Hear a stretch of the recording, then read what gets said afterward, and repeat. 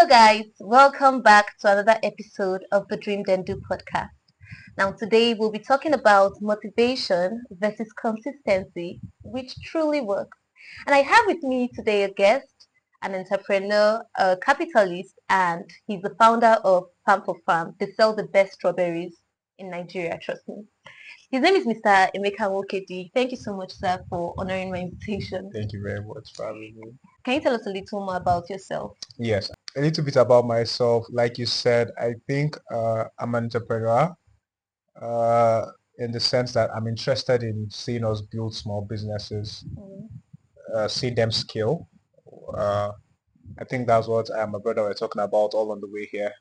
And then I'm a farmer. I'm interested in nutrition, making sure that we get the most nutrients out of our produce. Our strawberries are the sweetest in the country because you eat them the day they are harvested. Oh wow. Yeah, we don't keep them. So Wow. yes, That's they're so nice. delivered same day. Yeah. So yeah, and I think I'm a simple person. Mm. That's it.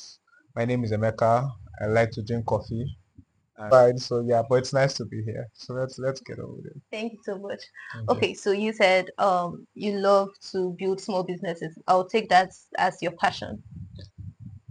Well, I don't know if it's passion. I don't know if it's necessity. Nigeria is not working because we don't have enough. Um, with our economy is not robust enough. Our economy is dependent on just a handful of things. You have a couple of big names, and then you have government jobs, and that's all our economy is dependent on. And no country truly becomes economically free without building businesses. It's not just Okay. about the top five. It's about the top 5,000. Mm. You understand? You have to grow those business. We have to employ our own people. We have to pay them better. And for me, I just feel it's a necessity. I think it's a way to contribute to solve. So, for example, we started Farm for Farm, like you said, and we're just doing it, you know. But now we have people on payroll, so there are people who take salary from farm to farm every month, and they make plans with it. Nice. So we're contributing to our economy. By next year, when they start taxing people, they will pay tax. We're contributing to our economy. So Yeah, yeah, that's it. that's so nice. Now, if you don't mind me asking, why farming? What led you? What was your motivation to start farming? I'm sure that's not what you read. I'm sure you didn't read anything related to agriculture, did you? No, not at all. Okay. I have I have I have nothing related to agriculture in my education. I think if you're an entrepreneur, it's about filling the void, not Okay. necessarily passion. It's about filling the void, and whether we like it or not, we are an agro community. Mm. Um, the the the medium and the lower class, what they do is agriculture. So that's what we do as a country. We're not an industrialized nation. We don't have factories. What we have is agriculture.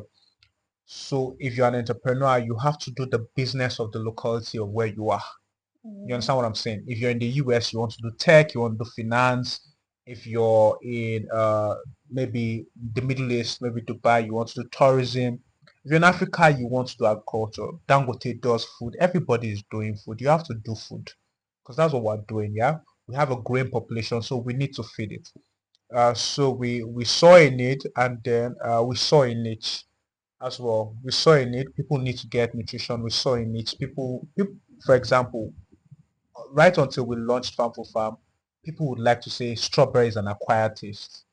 Mm. It's not sweet. Mhm. It's just finesse. But then we launched Farm for Farm, and everybody says strawberry is sweet. Yeah. So we saw in it and we saw in it, and yeah, it worked. So yeah. Okay. So I had nothing to do with agriculture. But then agriculture is not the only business we do. That's the one that gives us the best PR Oh. because we are capitalists, quote and unquote. The rest of the businesses don't give us the best PR, so we have to put our best foot forward. Okay. So what other businesses do you do? If you don't mind me asking. Okay, so for example, we do business development. Oh, really? Yeah. So for example, maybe someday you will come call us to consult on scaling up your podcast, and then when I invoice you, you will know why it doesn't get the best PR. But yeah, we do that. Okay. Okay. Yeah, so that's something we Oh, do. that's nice. So I was going to ask, yeah, I think you answered it, but let me still ask. Okay. So when you said agriculture, everyone does food in Nigeria. Well, Yeah. how do you cope with the whole such? It seems or it feels the market is saturated. So how do you Uh, cope with that? yeah, the market is saturated. Uh, I finished the course last week, a leadership course, and those markets are called red red water markets, I think. That's what they are called. I hope I'm getting it right now. I think that's what the instructor told us. Yeah, I think so. Now, that is a reality of life. You understand what I'm saying? Yeah. There's nothing you're doing that is new. The market is saturated. So that's why I said we found a need, we found a niche. So, for example, there are people who sell strawberries to you and they'll tell you, oh, these strawberries are clean, it's fine, it's packed in plastic. So we don't have plastic packing because we're focused on cost reduction. Mhm. Do you understand? We're trying to be eco-friendly as well. So, for example, we'll tell you that we use reusable paper packs. We'll tell you that we don't wash the strawberries. We'll tell you it arrives to you the day. So, for example, we don't deliver to Calabar, for example, because there's no direct flight from where we stay to Calabar. We don't deliver to Abeokuta. Oh. We only deliver to a handful of cities. So, we're not competing with everybody. We're competing with people who have woken up and said, I want to eat strawberries that were harvested the same day. Mm. And you have to realize that that means we had woken up and agreed to go on a loss. That means if I harvest strawberries today and I don't sell, So I yeah. have to give it out. Yeah. So we do a lot. So our PR comes from a lot of giving out. We give out a lot. I'm sorry, maybe you'd have gotten free Yes, strawberries from I've yeah. gotten a pack. Yeah, thank you. So we're not competing in the market of everybody's trying to sell strawberries. We're competing to a particular group of people. So I think that has helped. And then we've kept our focus, yeah.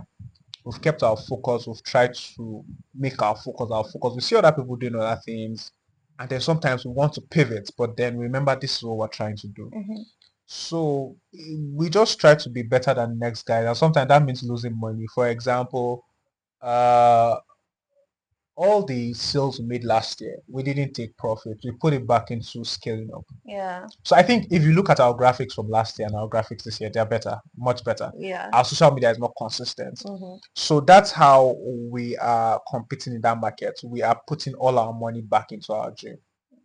Okay. That's not something easy to do, by the Yes. way. I think in one of the episodes we had with Sir Daniel, he was like, your business has to feed off you before it can feed you. Yes, and well, that's true because the concept of funding and venture capitalism does not exist in this part of the world. We are not okay with a credit system. In Nigeria, if you don't have the money, you go home. Mm. It's not like, for example, you're starting a podcast. If you were in the Western world, you would try to get a line of credit, try to pitch it to people, and people will say, this sounds sensible. I'll give you $1,000. I'll give you $10,000. We don't have that kind of system in Nigeria. So yes, whether it's feeding off you financially or it's feeding off you time, it's gonna take off. The business lives off you. It's gonna take something from you, but it doesn't necessarily have to be money. That's something we're trying to change the narrative in Nigeria, that you can do business with other people's money.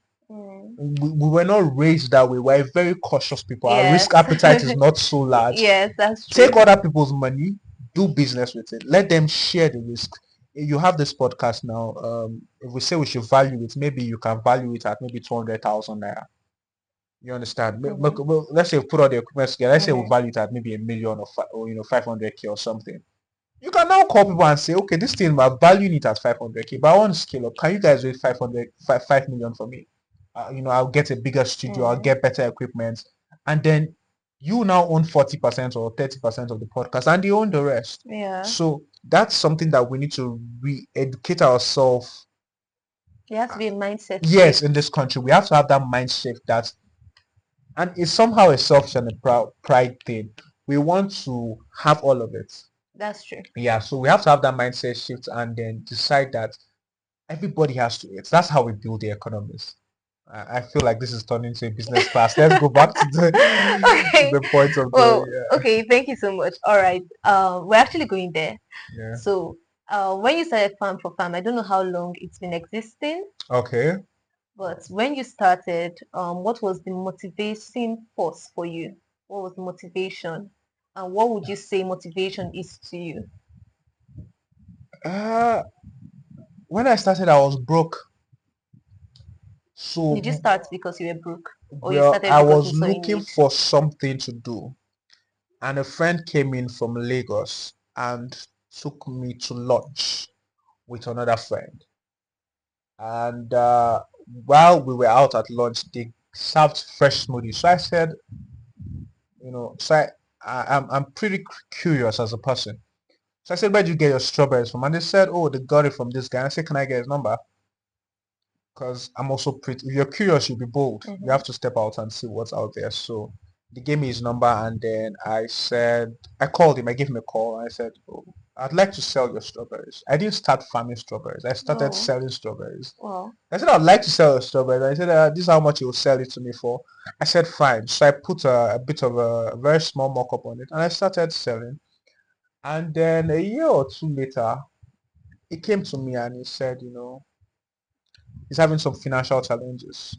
The loan facilities he used, inflation is happening crazy in this country. It's not so basically we had to go into business together, and then that became what will eventually grow to be farm for I'm farm. fine.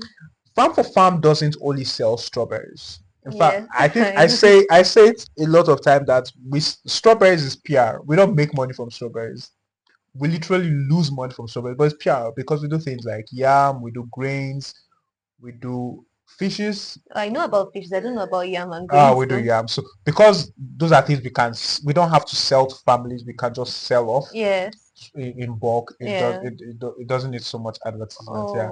Oh, So okay. if we have our yam, we could probably, unless we're keeping it, we could sell off our yam in a week or two. Wow. We have our grains, we keep it, and then when we're ready to sell, we can sell it off in a week or two. Wow. Yeah. So that's what grew into what's called farm for farm today, and then we have the mechanization part. Yeah, Okay. so it did grow, which is what. So we have sustained in scaling up the business to some level, and it's turned into a passion to help other people scale up their businesses. Nice. Yeah, I hope the next time I come here, there'll be more people moving around and all. I hope you invite me again. Yes, So I hope you definitely. scale up the business. Definitely. Okay. Alrighty, but you haven't answered. So What is my motivation, motivation to you? well, for that time, I was broke. I need to say it very well. I was in grad school. I didn't have a job, and I needed something to do to pay the bills. That's what Mhm. started it. I was broke, and I saw an opportunity.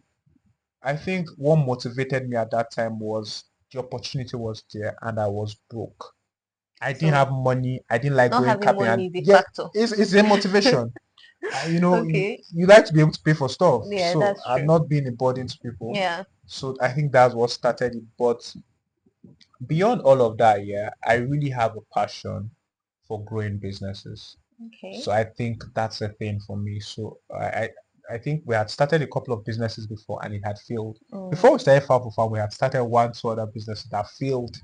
And then even after Farm for Farm, we haven't, Another one. currently we have maybe two businesses. We are doing Pada Grow, right? Or doing Pada Grow.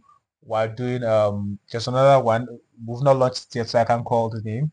But then we have another one. So we have businesses that some of them start and then because they come to limelight to see them, some of them fail. Yeah. Yeah, so that happens. But I think that's my motivation, trying to see businesses grow.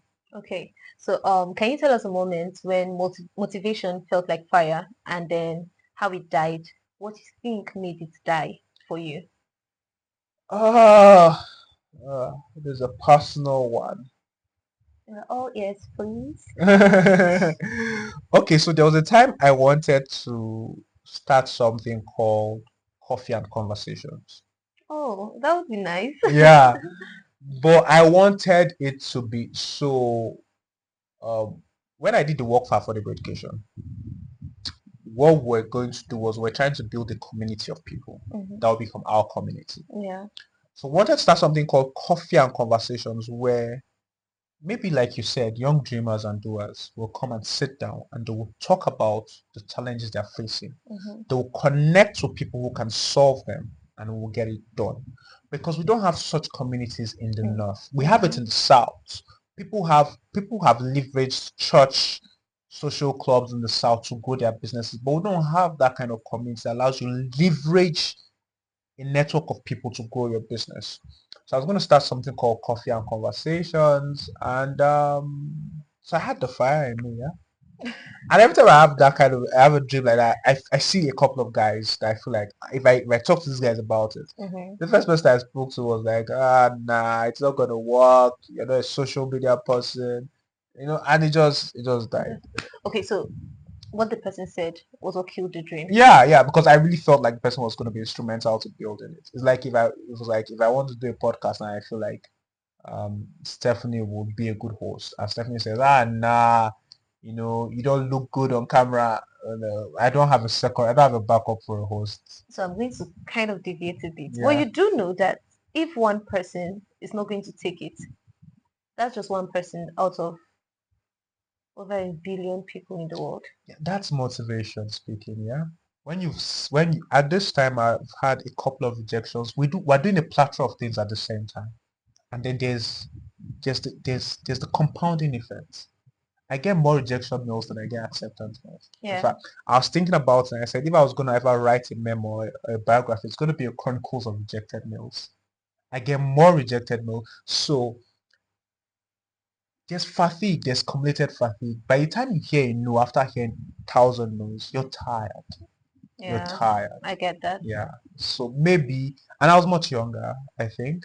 Even this was at some point this year or I do something. feel that it's going to be a very great idea though. Yeah, If you would think about it's somewhere starting it again, it's somewhere in my I shelf. feel it's actually going to be a very great idea, not just for those, when you say North, well, Abuja is also in the North, but I feel Yeah. Abuja should have some of those platforms, yeah? But I feel we don't have a lot of those platforms in Nigeria as a I whole. want to take it down into the north where there's poverty, where we need to build But wealth. Abuja is part of the North. You guys have enough money. I want to take it to places where information is not But seriously, accessible. it's going to be because a lot of people, all they just need is that little push to actually be whatever they are meant to be. I know how much I would have gone personally if I had or if I had experienced or been a part of something like what you want to start. I feel I would have gone way Well, let's ahead. let people watch the podcast and feel if it's something they would like to do. Yes, please, please. If you actually feel it's actually going to be a great idea, and I Yeah. know that a lot of us will do because I do, a lot of you should. If you feel it's going to be a great idea, please leave a comment in the comment section. And then maybe Thank you. maybe Please we'll let's motivate him. Let's motivate him to start because it's going to be a very, very great idea, especially for young minds. It's going to be very great. And the thing is, at the end of the day, you deal with these regrets when you don't start. So I feel if you believe it's going to be a great idea, please drop a comment in the comment section. Thank you. All right, so the next question I have for you is what experience taught you the difference between consistency and motivation? uh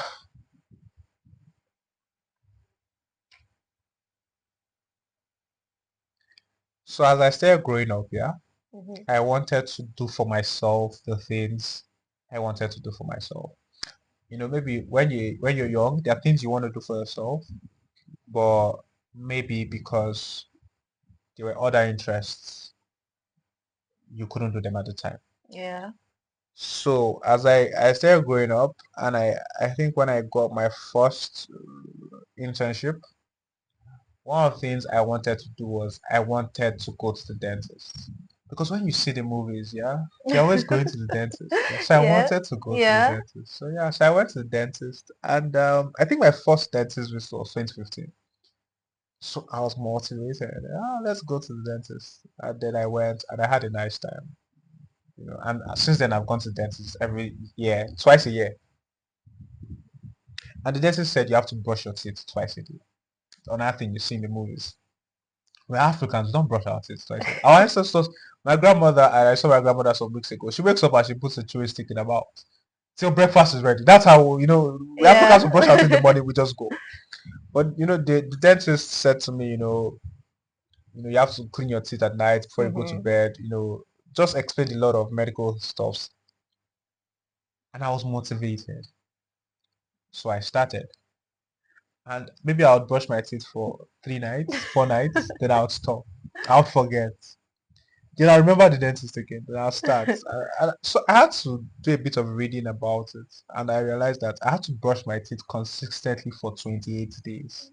For it to be a habit. Yeah, and then so I had motivation, but motivation wasn't working. So it didn't matter if I felt like oh, I was just too tired today. I'll get up, I'll go and brush. And now it's just Now something I you have to do. can't sleep Yeah, without yeah, brushing your yeah. If teeth. I I if I have the lay, same as well. yeah. So motivation brings with it the force of habits. And the force Mm, of habits is a stronger force than the force of excitement. mm, Yeah, I think so. If you have a habit, but that's whether it's a negative habit or what we like to call negative habit, whether it's an addiction, something negative, it's a very powerful force. So that's more than lots of yeah, excitement. yeah. So if you ask people who smoke, for example, the first time they smoked a cigarette, it was funky, it was cool. But by the time it became a habit, it was a need. Mm.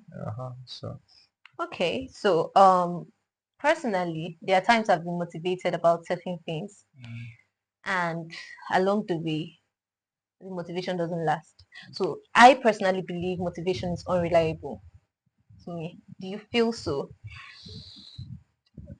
well, as we begin to read more and understand the human body, I was doing some reading the other day, especially about, for example, just our biologies as male and female.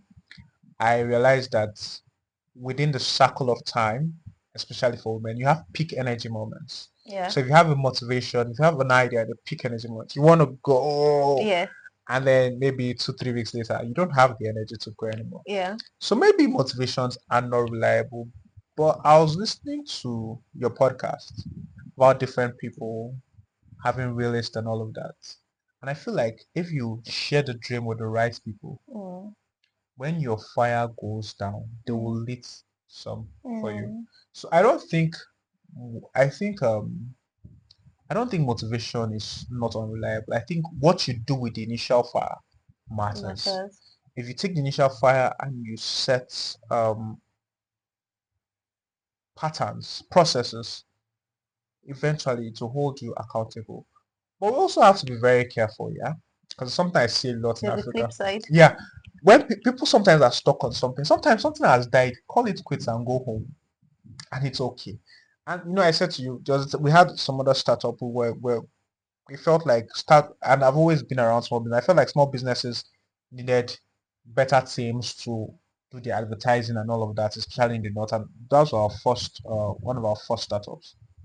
And at the point, I realized we had the manpower we couldn't pay, we weren't getting the jobs that paid. Mm. Our clients did not have the money to pay for the expertise we're giving. Mm. We did not have funding come from elsewhere. I was young as well. I just woke up and then we got into a couple of bad deals. Mm. That's why now I don't walk into deals without lawyers. But we woke up one day and called it quits. It's all right to sometimes shelf a dream. Yeah. So you can, but yeah, motivation is not always reliable. What you do with the initial spark. If you if you, Matters. if you light a matches, it goes shh. Yeah, what you do with it matters. Matters. Yeah. Yeah, that's true. Okay. So, what would you define as consistency? Consistency is you keep going. You Mm. keep going. Doesn't matter how you feel. Uh, for example, I live in Mina some days, and when I wake up in the morning in Mina, after my morning routine, I like to go on a 30 minutes, 1 hour walk, run, whatever you want to call it. There are days I get up and I'm done, doing whatever I do, and it's time to go for that thing, and I don't feel like it. I honestly don't feel like it. I honestly just want to sit on the couch, drink my coffee, and mind my business. Consistency is you keep going. You just keep, it's not a feeling issue. You just keep going, Mm. and some days there are good days, some days there are bad days, but every day you keep going. I mean, I'm sure you had a long day today. We had a long day. I just came in from somewhere, and then we're here to do this because we keep going. Yeah. So that's what consistency is for me. And you know, I'm a Christian, so Scripture says David encouraged himself. There are days when everybody around doesn't see your points. Mm. You're the one who saw the points. They Yeah. can't always see it. Yeah. That is when everybody around doesn't see your points. You have to sit down that day after you have cried. like David did, you have to now encourage yourself. Yeah, that's true. You have to receive your points. I think that's why Bible says you should write the vision. Sometimes there's a beauty in going to read what you have written. There's a Mm-hmm. beauty in checking your dreams. So consistency is you keep going until you can't go anymore. You keep going. Okay, so, and what small daily actions do you do or have you done that has helped you build your life, your career, and probably your business? You might not like this one. Don't worry, we are learning. Okay. I try to be in bed by 9 p.m.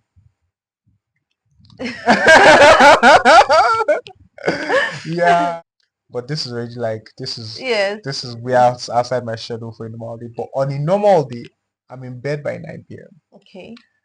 and then that means I'll get so what are the I try to get 6 7 hours of sleep because it listen you have to I always say who is doing the talking, yeah. There was a time in this country where it was a taboo to sleep for 6 hours. People will say sleeping 1/4 of your life. You're sleeping your destiny You're away. sleeping your destiny. And there was a much older gentleman that championed it, and I respect him. But it was his temperament, oh. It was not Yes. the requirement. There are outliers to things. So there's a rule and then there's an exception. Mm-hmm. If someone is an exception to the rule and you now make them the rule, you have missed it. Mm. And the rule is to function. You have to get 6 to 7 hours of sleep to Mm, make the that's right true. decisions. So one thing I try to do in my life because I really believe that if I turn left so I should turn right, it will be a problem. I try to make sure my body gets rest. So I go to bed on time. That's a small habit I have. You will wake up refreshed. You'll wake up before everybody else. I wake up very early and then it allows me seize the day.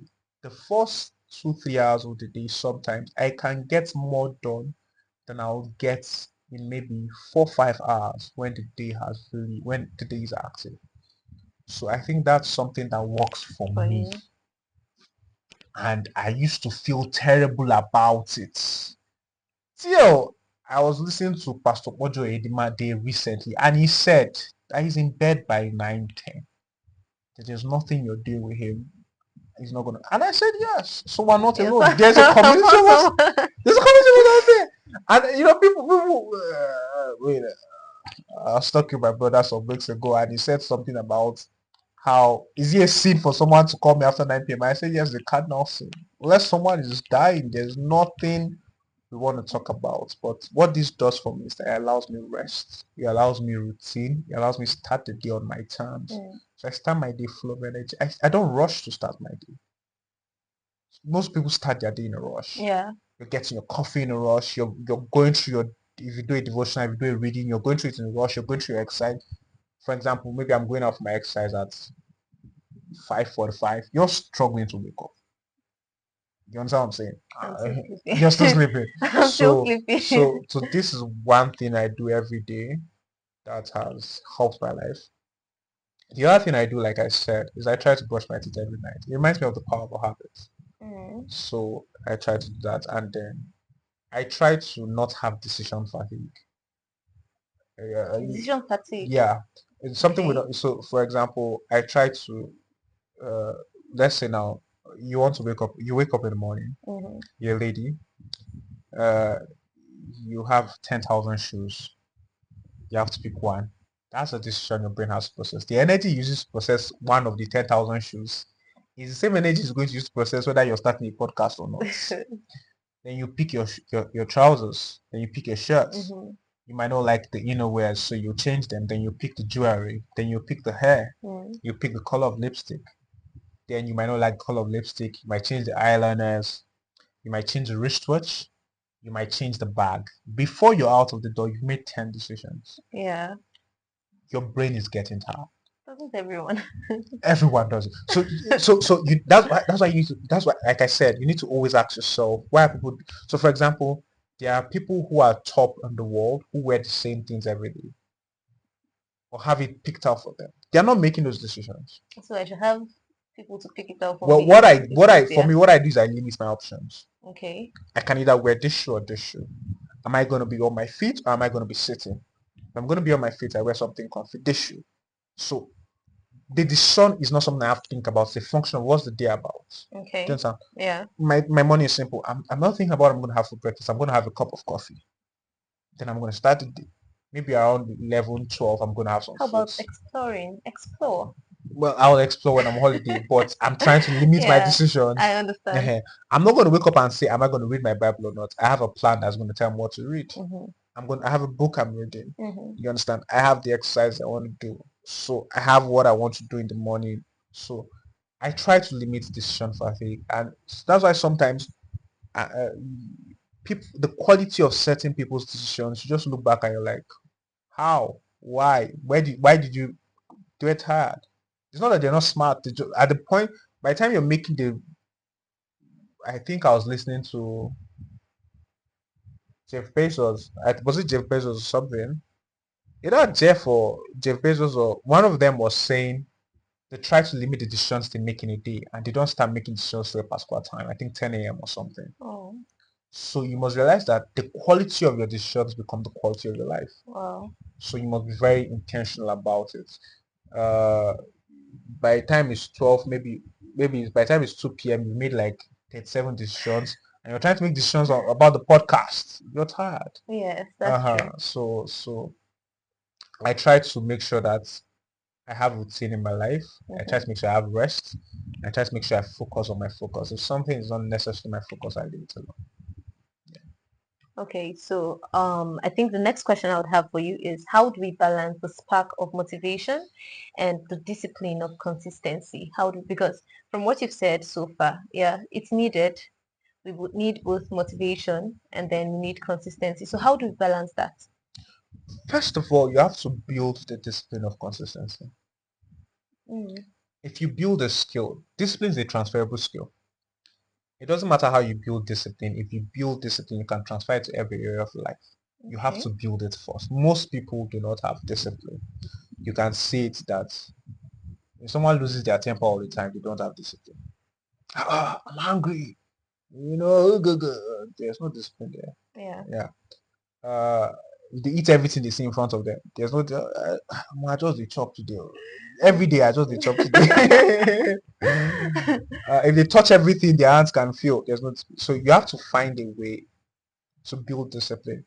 That's why in developed worlds, their curriculum is not just academics. They have sports that teach discipline, and you must do them. Mm, So they do music lessons that teach this. So you must find something that will teach you discipline. The discipline of sitting still, the discipline of routine. You must find something to learn the discipline. For yeah. me, maybe it was brushing, maybe it was exercising, maybe it was writing, but you have to find something. Then you now begin to transfer the discipline when you get the spark. Mm, So first of all, you have to build discipline. discipline Some of before the your, spark. yes, because the sparks come, the circles of life. You will get Yeah. a spark about someone when you want Okay. to get married. And the spark will go after a while. Discipline stays. Yeah.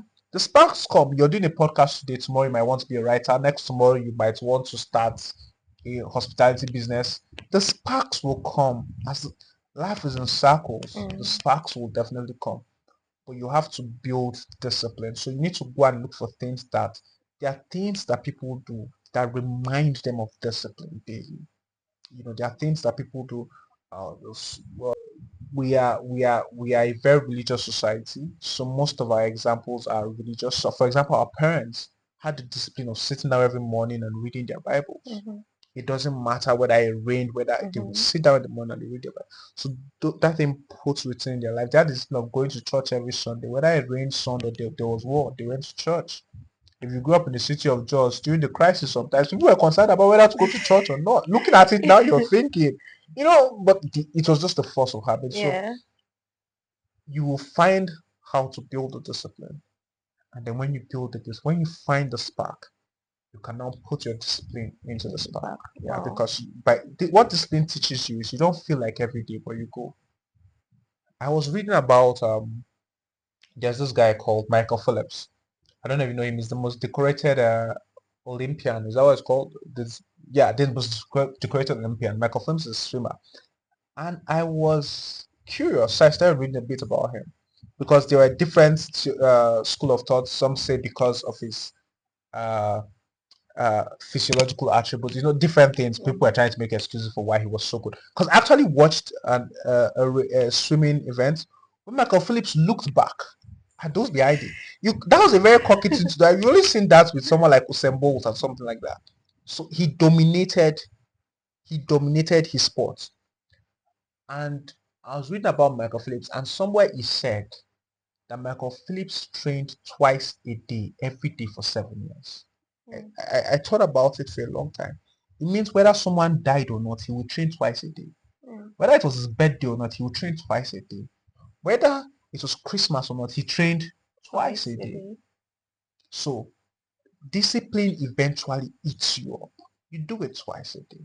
So if you, for example, we're listening to your podcast on the way here, and I said, "Oh, I like the way you enunciate. You speak so well."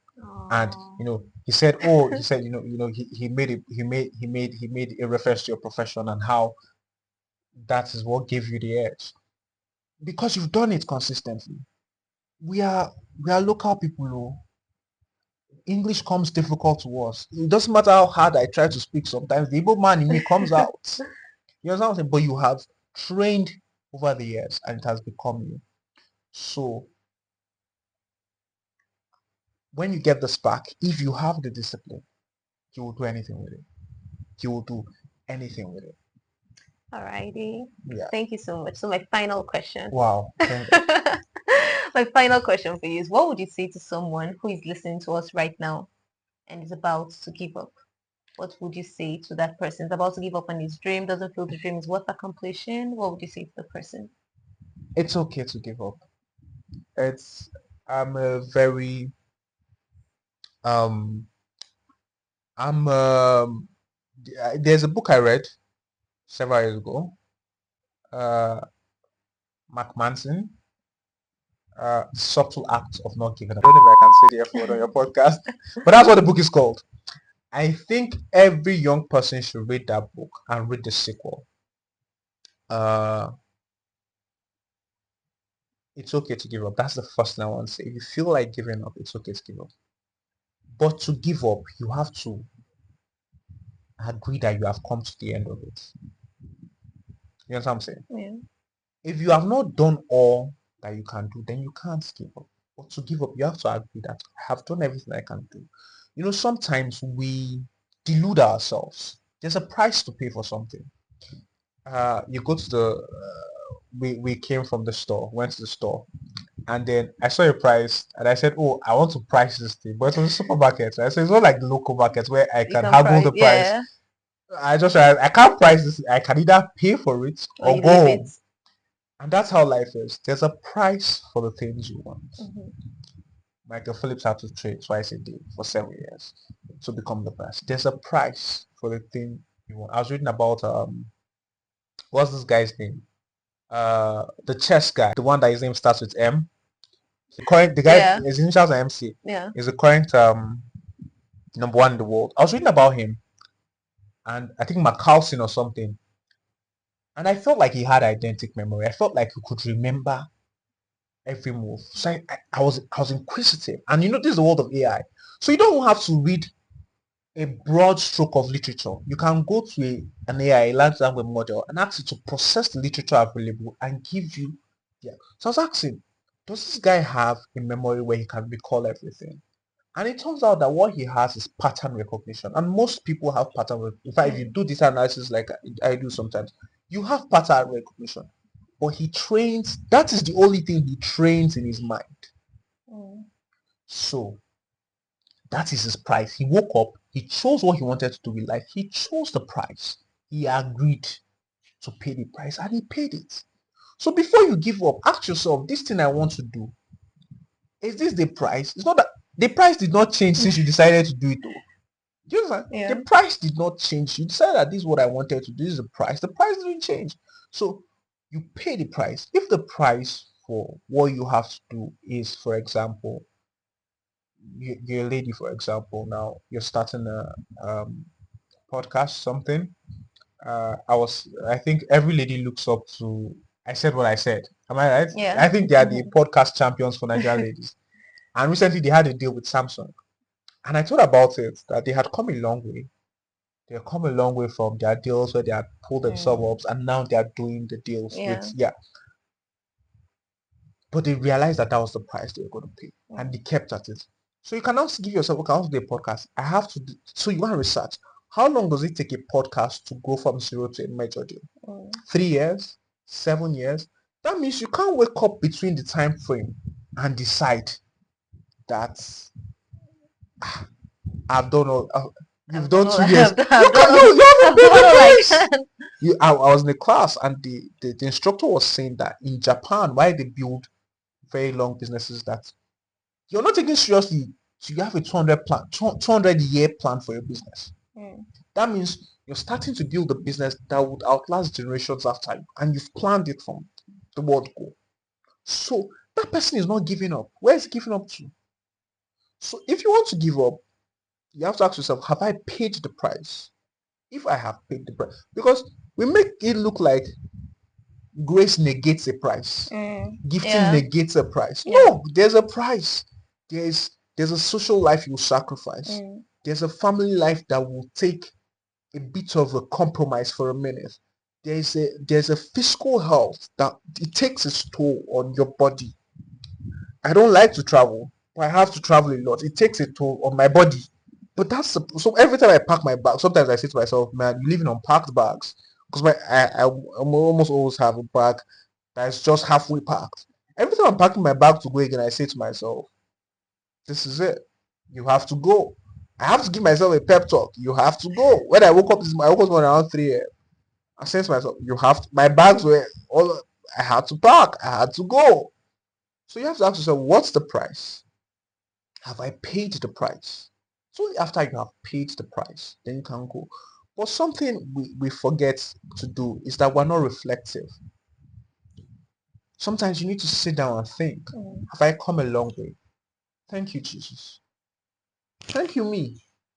Thank you, me. Do some nice things. I like to have coffee. Take yourself out for coffee. Have Yes. some coffee. If you like gadgets, Celebrate your little wins. yeah. I think that's enough. Take a breath and then keep going. But read, another thing I think people need to do. I don't say reading because reading is so 1960s. Consume information, whether it's through watching YouTube, listening Mm-hmm. podcasts. You will discover that what you're trying to do, the same struggles you have, your heroes had them, Yeah. and they felt like quitting. So if you're feeling like quitting, go look for 10 of your heroes. Did they have the same struggles? Yeah. How did they overcome it? Look for your peers. Do they have the same struggles? Yeah. And have honest conversations with your peers. Don't just have small talk.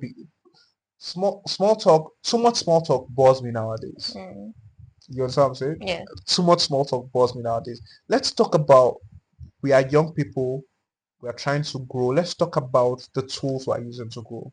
Let's talk about the like I said, one of the coffee hour conversations. Let's talk about the pain of growing. Mm-hmm. So if you want to quit, ask yourself, have I paid the price for this? No, I haven't paid the price then. It's like when you go to university, let's say it's a 4-year course, 2 years in, you're like, can they give me my degree? No, they I'm can't. tired. I'm not doing it. Uh-huh. So, and some other time, we feel like quitting because we don't have an idea of the end goal. Mm. If it takes me 10 years to get to the top of my profession, I know there's an end. Yeah. I'd get there. It's just time. I'll keep marking time, putting in my best. One day, 10 years down the line, when you're looking for experts on this stuff, you better call my name. Yeah. You know what I'm saying? So, whoever who wants to quit, ask yourself, have I paid the price? Most likely you haven't, because life is unfair, but life is just. Mm. Do you understand? Whatever you pay the price for, you will get. It doesn't matter how you flip it. That's why people are successful across board. Atheists are successful, Christians are successful, people who think both atheists and religious people are stupid are successful. Because if you pay a The price for price. something, Yeah. you get it. But we live in such a, and then I think young people like us have to realize, so if you're listening to me, I think you want to quit is, like I said earlier, the outliers are not the norm. Because we had social media, oh, this person became a billionaire at 20, 23. Take it. Take the stats. Look at your country. How many billionaires do you have? How many of them became a billionaire? Do you know the average age for becoming a millionaire? Take a guess. This is a worldwide stat. Take a guess. 27. 50 something. You have to be in your 50s. I'm telling you the truth. Go look it up. Wow. I'm telling you the truth. You have to be in your 50s to be a millionaire in dollars. That's the average age. Because by then you have, I was telling some people, I said, listen, wealth is built brick by brick, brick by brick. But then, so you have to look around and say, what are people around me doing? What's the price? What is what's obtainable? Don't focus on one person that did it and just do 6 months later. That's not your story. Your story might take 6 years. It might take 26 years. It might take 36 years. So whoever wants to quit, decide that you have paid the price. Know what the price is. Know what's obtainable for people around you. Do you understand what I'm saying? Know what's obtainable for your own class of people. Make sure you have done your best. And sometimes pray about it. If you're a Christian or whatever you are, just pray about it. And if you feel like this is it for me, I'm done, then it's okay to quit and do something else. Sometimes, very honestly, sometimes it's okay to do something else. Pivot. Most people, uh, I have, I can't end without talking about someone I really love, and that's Steve Jobs. When he was voted out of Apple, he founded a company called Pixar. Pixar built the foundation for what we have as animation today. So anytime you watch an animation movie, Disney, I think Disney ended up acquiring Pixar, you're experiencing that pivot. Eventually, I think, you know, eventually he went back to work with Apple and then eventually passed. But the point is, sometimes you can quit something and the next thing you find, you quit with lessons. Yes, actually. You quit with lessons, so you're not quitting empty-handed. Yeah. Like we quit a business and then we did farm for farm. Everybody knows us farm for farm now. The problem is when people quit and they become pity parties. Yeah. Oh, life was unfair to me. So they dwell there. Yeah, they just dwell in despair.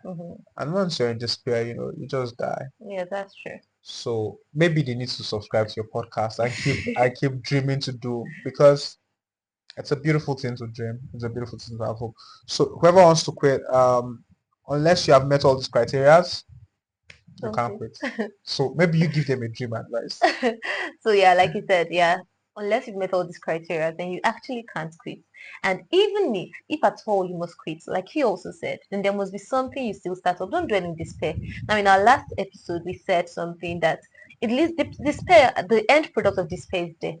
If you're not careful, you're just gonna die, and you won't do anybody any good by dying. So don't quit. And if at all you must, then you must actually have something else that you want to do.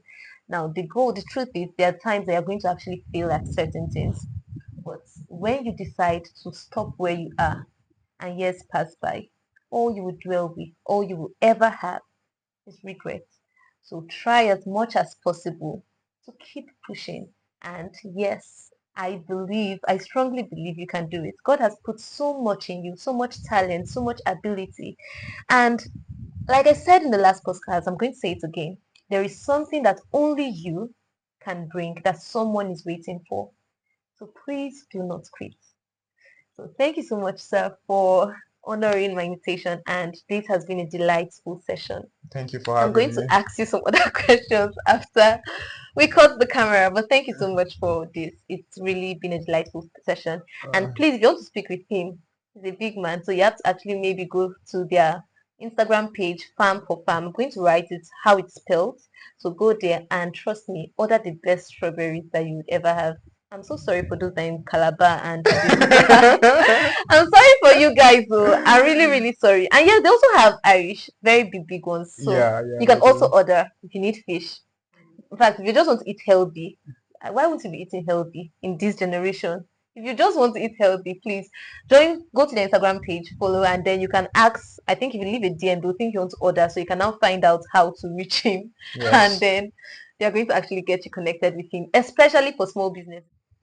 I think you can go to, for everybody should please go and follow us on IG. Yes, please. This is me doing some shameless advertising. Yes, please. Let's follow us on IG or Farm for Farm. But then, if you really want us to get chatting, you can I think you can connect with me on LinkedIn. Okay. So I'm sure they'll put my name there, Yes. and on my LinkedIn you can see my face, and you will be able to talk. But One I'm really looking forward to talking to people with small one last businesses. thing. Yeah. Yes, Padagro. So I did not know that Padagro was actually your idea, but I think it's an investment. I've seen you post, and I think the day you were supposed to have like something, I Yeah. was not available to Okay. listen. Okay. So Paraguay is not my idea. Paraguay is owned by two brothers, Okay. Patrick and David. Okay. But I'm in the business of scaling up businesses, so I came in as a third party Oh. to scale it up. What Paraguay is doing is we realize that the investment principles our fathers grew up with will not work. Mm-hmm. We must begin to redefine and relearn and unlearn investment principles that will work in our generation. And that's what Paraguay is trying to do. It's kind of a financial literacy subscription model based business, Okay. but it's currently for free. So if you connect with Paraguay on Twitter and just send them a DM, send them your email, I'm sure they will be able to send you, will be able to send you routinely um, uh, financial literacy information. And then we have these Twitter spaces. We're going to be having a Twitter space next week. I think by the time this podcast will come out, we might have had the Twitter space. We're talking about, I think it's going to be like Wednesday or something. So by the time, unless, let me borrow from the I said what I said people, and this doesn't make me a fan. I just wanted to know what's happening culturally, but yeah, I'm not saying I'm not a fan either, but let's go from them and say, unless you're clairvoyant, then you know that we're Yeah. going to have a Twitter space, and the Twitter spaces are nice. You missed this was a nice one. Yes, I actually know that I missed It's a nice one. because I'm really interested in investing, very much interested. So, guys, we have to grow our finances. One of the ways to actually do big things is actually by having money. You need money. Don't let anybody deceive you in this life. So, yes, also check them out so you can know how to invest and invest wisely. So, thank you so much for watching this episode, and I hope to see you next Thursday. Remember, this is Dream Then Do. We dream it, we do it, and we become it. Bye.